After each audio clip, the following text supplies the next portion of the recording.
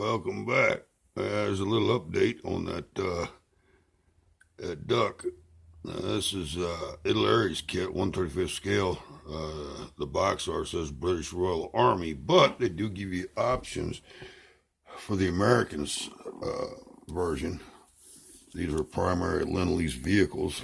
Anybody doesn't know what Lend-Lease is, during the war, before we got really involved, we started building trucks, ships, equipment, jeeps, everything, and shipping it over there.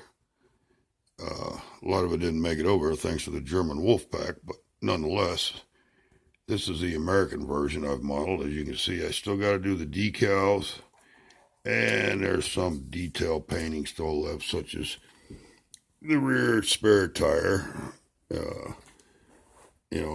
and this little exhaust stack there. The factory one, it was something when it bounced off and hit the carpet. We haven't found it since. Quite easy to make another one. But anyhow, it's pretty darn detailed. I mean, I don't know if you can see the dash in there, but boy, and all the levers and stuff, because had a weird drive system on these, kind of like all the trucks back then. Your carrier bearing went over your first axle. Then you had a shaft, a pilot shaft that went to the rear. By doing this kind of made it a lot easier on the guys, because if you got out there and you threw a shaft or a U-joint, with those levers, you can transfer the transfer case either in the front-wheel drive, four-wheel drive,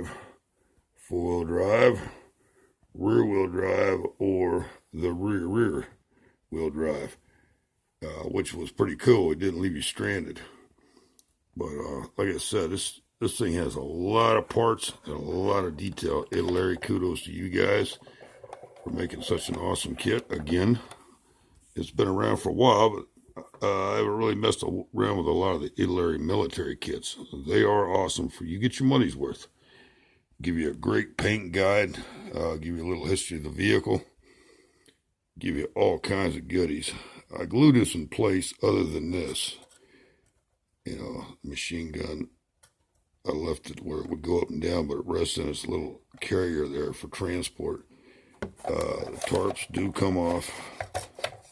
All right, and they give you quite a bit of supplies to go in there. A couple of jerry cans and ammo boxes and shell boxes and tarps and things like that. 2 extra spare tires. Those I did mention.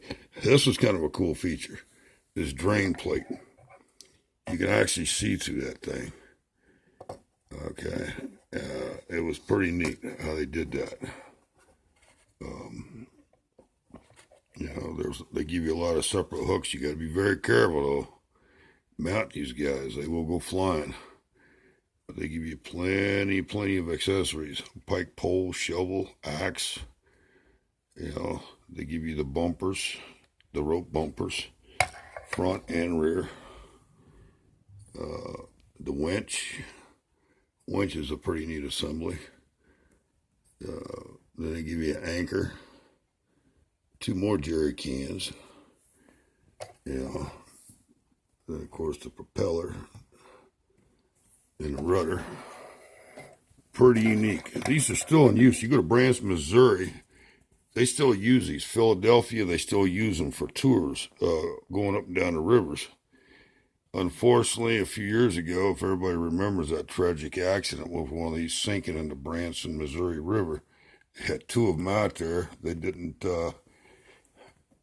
pay attention to the weather. The greed, money, they went ahead and sent everybody out. Well, one of these sank and killed quite a few children, men and women out there trying to have a good time on a vacation. But waters are pretty rough. But these things are a pretty tough vehicle. And they're still around. A lot of these tour companies still use them. But there's your update. And I'll post you when I'm all finished with it. All right, thanks for watching.